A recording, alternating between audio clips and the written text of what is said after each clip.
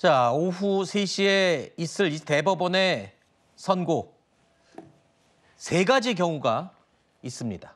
자, 어제도 저희가 설명을 드렸는데 일단 첫 번째, 이재명 대선 후보에 대해서 무죄가 확정된다면, 즉 상고가 기각된다면, 그러면 이재명 대선 후보는 그야말로 사법 리스크를 완전히까지는 아니지만 큰 위험을 벗어버리게 됩니다. 그러면서 앞으로 있을 한 달 후에 있을 대선에서 부담 없이 일각에서는 뭐 날개를 달았다 이렇게 표현하기도 하는데요. 무죄가 되면 일단은 사법 리스크의 부담을 상당히 덜게 됩니다. 그리고 조금 전에 말씀하셨던 유죄 취지의 파기환송, 그러니까 2심에서 무죄가 나왔지만 다시 한번 이거를 들여다봐라라고 파기환송을 할 경우 사법 리스크는 해소되진 않고 그대로 유지가 됩니다. 하지만 대선은 치러지겠죠. 그래서 약간의 흠결을 가지고 대선을 맞이하게 되는 상황입니다. 하지만 세 번째, 파기자판, 그러니까 대법원이 직접 세 번째 최종심을 판단하는, 말하자면 유죄를 판단하는 경우는 가능성이 좀 낮아 보인다라는 게 법조계의 일관된 이야기입니다. 하지만 여기서도 또 두 가지 경우로 갈리죠. 벌금 100만 원 이하이냐 이상이냐, 이거에 따라서 상황은 상당히 바뀝니다. 대선 출마가 가능하냐 가능하지 않냐의 여부로 갈리기 때문이죠. 자, 바로 5년 전 대법원은 피고인에 유리하게 해석해야 한다. 판단이 모호할 때는 피고인에게 유리하게 해석해야 한다. 그러면서 무죄 취지의 파기환송을 결정했습니다. 자, 지난 3월 2심 재판부도 이 판례를 인용해서 무죄를 선고를 한 건데, 오늘 대법원이 과연 5년 전 자신의 판결을 뒤집을 수 있을지 이 부분이 관심을 끌고 있는 겁니다. 일단 민주당 쪽에서는 무죄를 굉장히 확신을 하고는 있습니다. 하지만 어제도 제가 잠깐 여쭤봤던 부분이기는 한데, 무죄를 확신하면서도 대법원이 정치에 개입하고 있다, 이렇게 얘기를 해서 뭐 논리적으로 좀 앞뒤가 안 맞는 게 아니냐 이런 질문을 드리기도 했거든요. 박 최고는 어떻게 보십니까? 뭐 일단은 당의 입장은 대법원에서 현명하게 상식적인 판결을 내릴 것이다라고 좀 드라이하게 보고 있는데요. 네. 다만 그럼에도 불구하고 사실 통상 정치인 사건이 이 대법원에서 전원합의체를 거쳐 선고되는 그 기간을 생각해 봤을 때 통상 최소 한 달 이상, 그러니까 회부되고 나서 첫 합의까지 최소 한 달 이상 걸리고 선고까지는 최소 5달에서 6달 정도 걸린다라는 게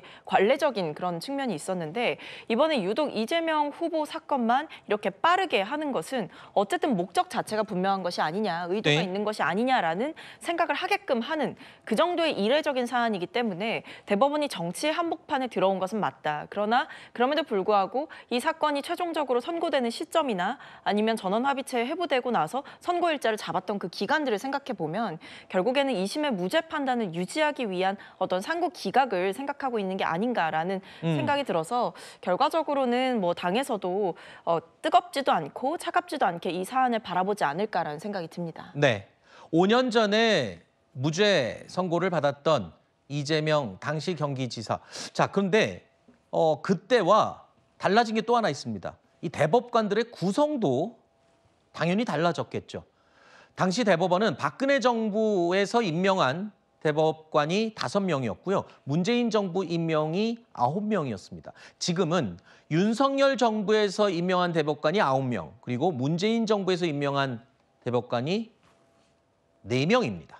자, 여기에다가 노태학 대법관은요, 중앙선관위원장 겸임을 이유로 천대엽 대법관은 법원 행정 업무로 재판에 또 참여하지 않게 됩니다.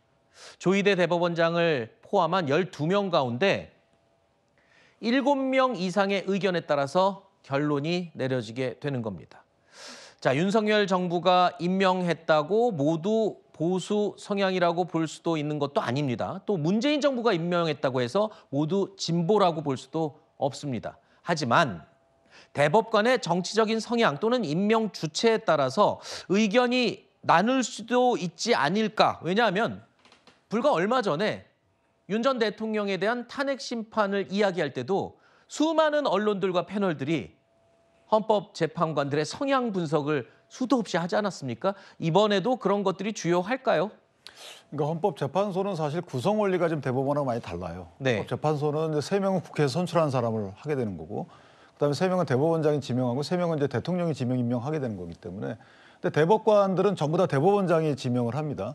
그러니까 약간 구성 원리가 다르고, 또한 대법원의 원래 그 진보 보수에 대한 평가 기준은 사안별로 다른 거예요. 사람별로 다른 게 아니고. 그러니까 이재명 대표가 예를 들어서 민주당의 인사기 때문에 이것이 진보 성향 갖고 있는 대법관들이 우호적일 것이다 이렇게 판단하는 게 아니고, 예를 들면 뭐 예전에 간통죄 폐지라든가 낙태죄 관련된 것들, 이런 것들은 갖고 있는 본인들의 이념 성향에 따라서는 다른 입장을 할 수가 있죠. 따라서 사안별로 다른 거기 때문에 저는 대법원의 구성 시기 때문에 이 사안이 바뀐다 이렇게 보지 않고요.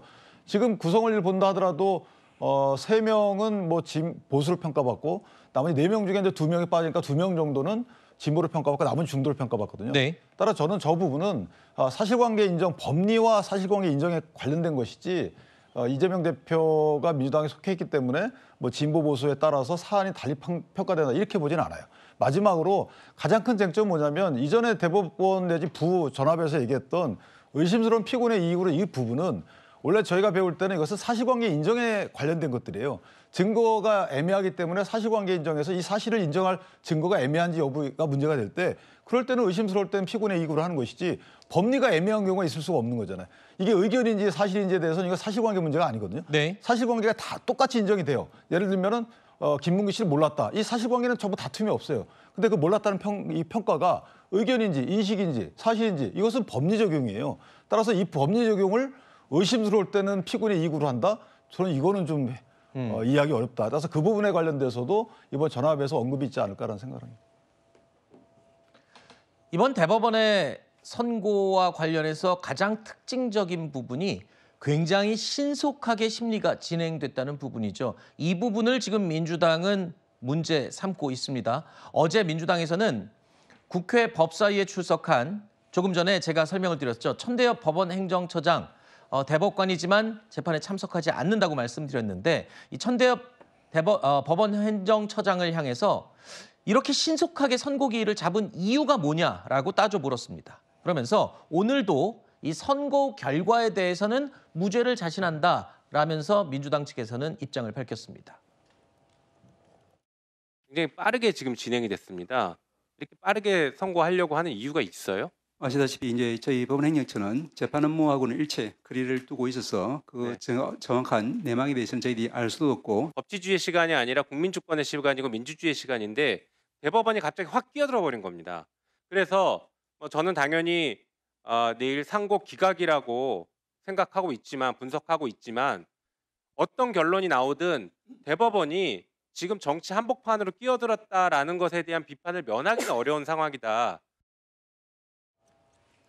자, 이에 대해서 오늘 국민의힘은요, 이재명 후보를 향해서 어떠한 판결이 나오든지 간에 정치 무자격자다라고 비판을 했습니다.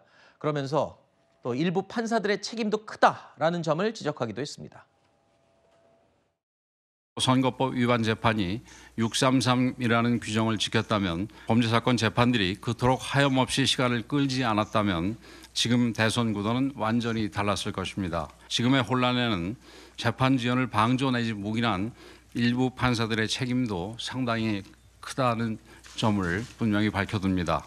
오늘 어떤 판결이 나오든 이재명 후보가 정치 무자격자라는 사실은 변함이 없습니다. 민주당에서는 무죄를, 그리고 국민의힘에서는 파기환송 내지는 무죄는 아니다라고 지금 주장을 하고 있습니다. 하지만 판단은 이제 몇 시간 후면, 2시간 후면 대법원에서 내리게 돼 있죠.